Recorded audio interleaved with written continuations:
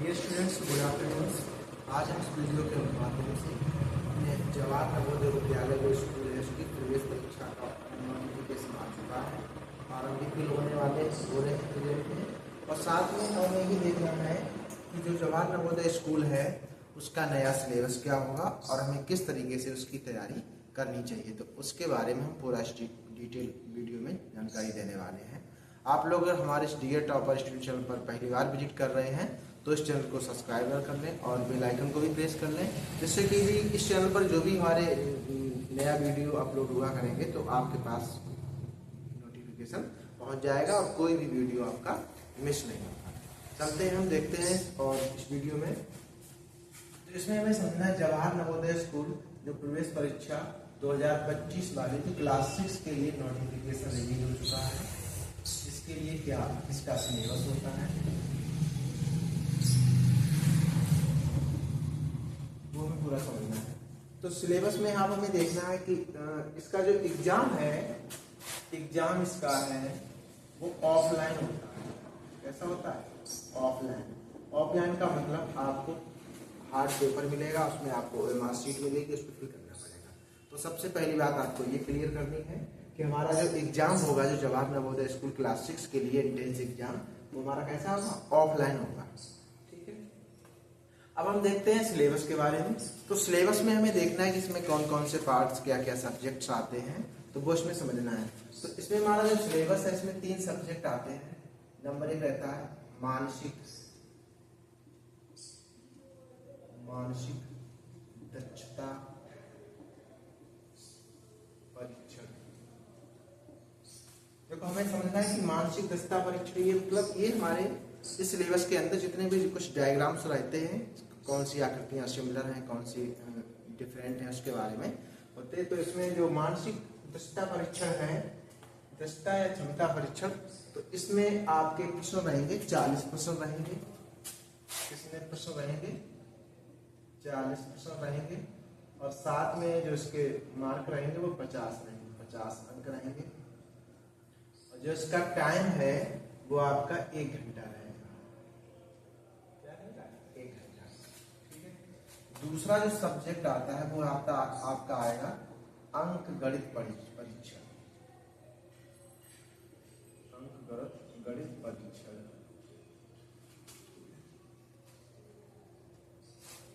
इसमें आपके 20 प्रश्न रहेंगे और ये आपका 25 अंक का रहेगा।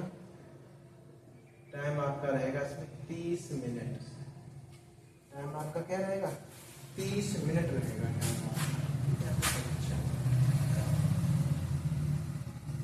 तीसरा जो सब्जेक्ट रहता है वो रहता है आपका भाषा का। भाषा इसमें आपको चूज करनी पड़ेगी। इसमें आप हिंदी चाहते हैं, अंग्रेजी चाहते हैं भाषा। इसके अलावा और भी राज्य हैं, उनमें डिफरेंट भाषाएं हैं। तो यहाँ पर जो भाषा के प्रश्न रहेंगे वो आपके रहेंगे 20 प्रश्न रहेंगे। अंक रहेंगे आपके 25 और समय रहेगा आपका 30 मिनट का। कहने का मतलब आपको पूरा पेपर एक साथ ही दिया जाएगा। ये हमने अलग अलग टाइम इसलिए बता दिया कि हमें जब हम पेपर सॉल्व करेंगे तो किस सेक्शन को हमें कितना टाइम देना है इसके लिए। तो सबसे पहले मानसिक दक्षता परीक्षा आएगा, इसमें 40 प्रश्न होंगे, 50 अंक, और इसमें आपको जो समय देना है वो लगभग आपको 1 घंटे का समय देना है। इसके बाद दूसरा अंक गणित परीक्षा आता है, यहाँ पर आपके 20 प्रश्न होंगे, 30 अंक। आपको ध्यान में ये रखना है, तीसरी जो विषय रहेगा वो 20 प्रश्न रहेंगे और 25 अंक रहेंगे। तो इस तरीके से जब हम देखते हैं जो हमारा टोटल क्या रहता है, इसमें टोटल में इसमें रहेंगे आपके 80 प्रश्न हो गए और अंक कितने हो गए? 100 अंक हो गए। और जो टोटल समय हो गया वो कितना हो गया? 2 घंटे। ये तो आपका रहा सिस्टम है। मतलब इस तरीके से आपको परीक्षा का पैटर्न पेपर में देखने को मिलेगा। और यही सिलेबस पिछले कई सालों से यही सिलेबस चल रहा है। सिलेबस में कोई विशेष परिवर्तन नहीं हुआ है, पर क्वेश्चनों में थोड़ा परिवर्तन हर साल हो जाता है, क्योंकि जो डिफिकल्टी का जो लेवल है वो धीरे धीरे बढ़ता जाता है। क्योंकि जैसे कोई एग्जाम जो हर साल होता है तो उसका डिफिकल्ट एग्जाम बढ़ता रहता है। जैसे कोई एग्जाम अगर 2-4 साल में एक बार होता है तो पेपर उसका थोड़ा सिंपल आता है। तो ये बात समझ में आ गई क्लियर? अच्छा, अब यहाँ पर हमें ये चीज देखनी है कि यहाँ पर जैसे हमने मानसिक दक्षता जो परीक्षण के लिए 1 घंटा यहाँ पे समय बताया था, यहाँ आपको 1 घंटा ना देकर यहाँ पे आपको सिर्फ 40 मिनट ही देने हैं। ये चीज थोड़ा आपको ध्यान में रखना है। क्यों देना है? थोड़ा सोचने वाली बात ये है कि मानसिक दक्षता परीक्षण के जो प्रश्न है वो काफी सिंपल होते हैं, और तो उसमें आपको 40 मिनट देने। यहाँ से आपको 20 मिनट का समय क्या करना है? अपना सेव करना है। जो 20 मिनट का समय यहाँ से सेव करेंगे, उस 20 मिनट को आपको समय यहाँ पे देना है। 20 मिनट को कहाँ पे देना? आपको गणित वाले प्रश्नों पे देना है, क्योंकि जो 20 प्रश्न गणित के होंगे, इसमें लगभग 10 प्रश्न तो आपके बहुत आसान होंगे, 10 प्रश्न की थोड़ी डिफिकल्टी होगी, और 10 में भी 10 तो सिंपल, और 10 में आपके 5 मीडियम और 5 कैसे होंगे? हार्ड लेवल के होंगे। उन 5 क्वेश्चन को सॉल्व करने में कम से कम आपको 20 मिनट का समय लग जाएगा। तो इसलिए आपको परीक्षा के लिए सही रणनीति में आपको मानसिक दक्षता परीक्षण वाले सेक्शन से आपको 20 मिनट का समय बचाना है, और वो आपको 20 मिनट का समय आपको गणित वाले प्रश्नों में देना है। हिंदी के लिए 20 प्रश्नों के लिए 30 मिनट का पर्याप्त समय है। ठीक है, तो ये तो हो गई बात के लिए हमारे सिलेबस के बारे में जानकारी। अब हम देखते हैं कि परीक्षा के लिए हमें किस तरीके की रणनीति अपनानी चाहिए। तो ये आपको अपना थोड़ा सेक्शन के बारे में नोट करना होगा कि किस तरीके से हमारा सिलेबस रहता है। अब हम देखते हैं कि परीक्षा के लिए क्या हमारी रणनीति होनी चाहिए।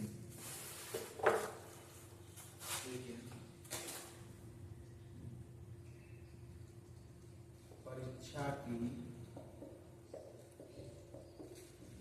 तैयारी के लिए महत्वपूर्ण टिप्स क्या होंगे? इसमें हम कुछ आपको 2-4 पॉइंट ऐसे बताने वाले हैं जो आप लोग परीक्षा देने जाओगे, वो आपके लिए बहुत ही महत्वपूर्ण होंगे, और जो गार्जियंस लोग देख रहे हैं वो भी अपने बच्चों को इसी प्रकार से गाइड करने की कोशिश करेंगे, जिससे कि बच्चों का अच्छा रिजल्ट आ सके। तो सबसे पहली बात हमें ये समझना है कि मानसिक दक्षता परीक्षण के लिए जो आपका सेक्शन 1 नंबर का था, ए सेक्शन कह सकते हैं हम, फर्स्ट सेक्शन, इसमें 40 प्रश्न आएंगे। तो जो मानसिक दक्षता परीक्षण का है, परीक्षण के लिए अधिक से अधिक प्रश्नों को आपको अभ्यास करना होगा। कहने का मतलब है जो मानसिक दक्षता परीक्षण के प्रश्नों का अधिक से अधिक अभ्यास करना चाहिए।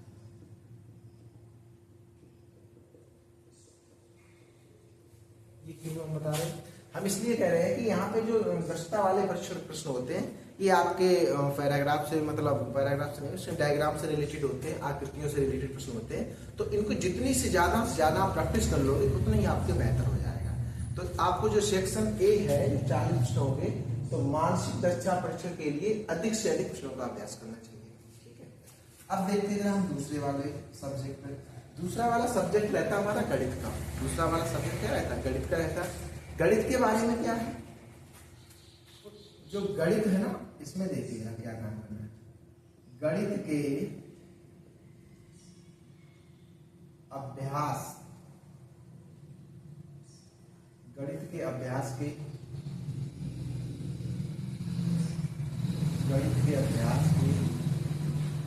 सभी सूत्रों का नोट्स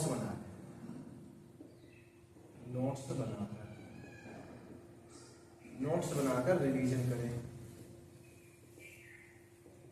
कहने का मतलब है इसमें जो गणित में आपके जो भी चैप्टर आ रहे हैं जवाहर नवोदय स्कूल में क्लास 6 के लिए, जैसे मान लो आपका संख्या पद्धति है, लासा मासा है, क्षेत्रमिति है, इसमें कुछ आपके एक नियम के प्रश्न हैं, तो हमारे कौन कौन से फार्मूले इसमें यूज होंगे, उन फार्मूलों को आप अच्छी तरीके से नोट्स बना दें।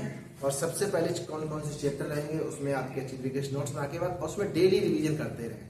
तो फार्मूले का जब आपके पास सूत्रों का नोट्स होगा ना, तो आप रिवीजन करने में आपको आसानी होगी। और आपके हर चैप्टर के लगभग 4 से 10 फार्मूले ऐसे होते हैं जो आपको अगर याद होंगे तो जो परीक्षा में आपके जो प्रश्न आए हैं वो आपको बहुत ही आसानी से और जल्दी हो जाएंगे।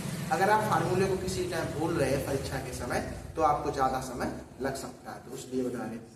दूसरा इसी में आपको गणित के लिए तीसरा काम और करना है। गणित के लिए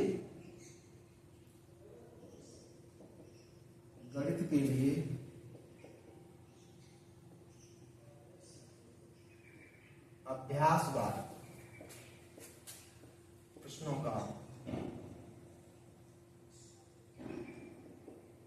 का रिवीजन करें।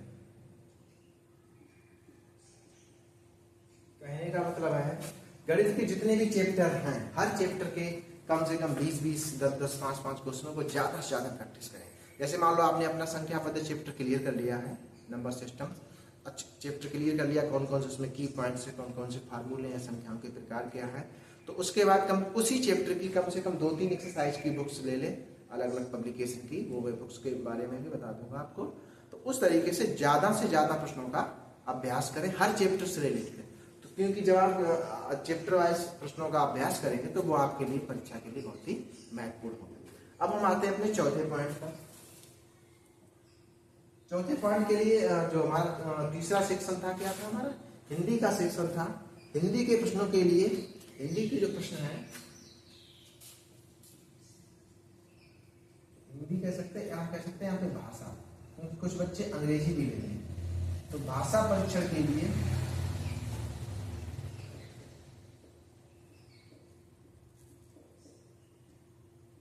शब्दों का, यहाँ पे आपको शब्दों का व्याख्यात्मक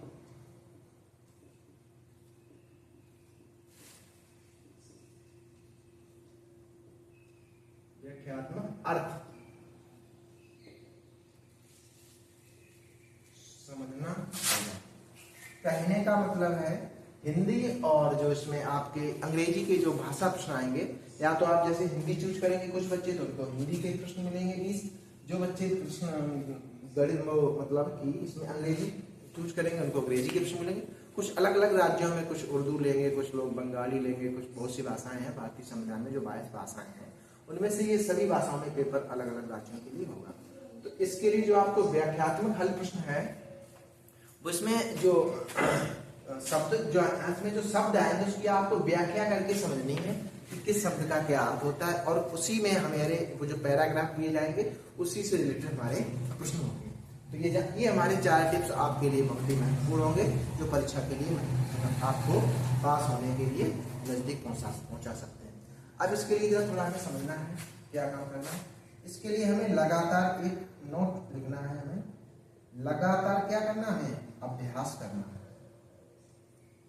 लगातार अभ्यास का मतलब है कि हमें प्रतिदिन नवोदय के, अगर हमें फॉर्म डालना है तो प्रतिदिन हमें नवोदय के सिलेबस में कुछ न कुछ पढ़ते रहना है प्रतिदिन, ठीक है। दूसरी बात, इसमें हमें कठिन परिश्रम करना है, कठिन परिश्रम करना होगा। कहने का मतलब लगातार तो हमें अपना अभ्यास करना है, साथ में कठिन परिश्रम करना है, प्लस इसमें जो मानसिक का सकारात्मक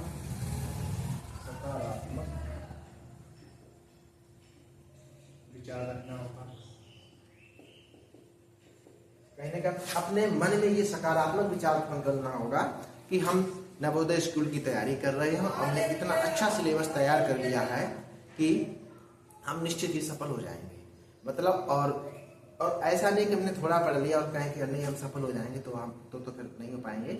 लेकिन मानसिक में ये हमें सकारात्मक ऊर्जा का रखना है कि हम इतनी कठिन परिश्रम कर रहे हैं, हम लगातार अभ्यास भी कर रहे हैं, तो निश्चित परसेंट से क्या होंगे, तो हमारी सफलता निश्चित हो जाएगी। सफलता क्या होगी आपकी, निश्चित होगी।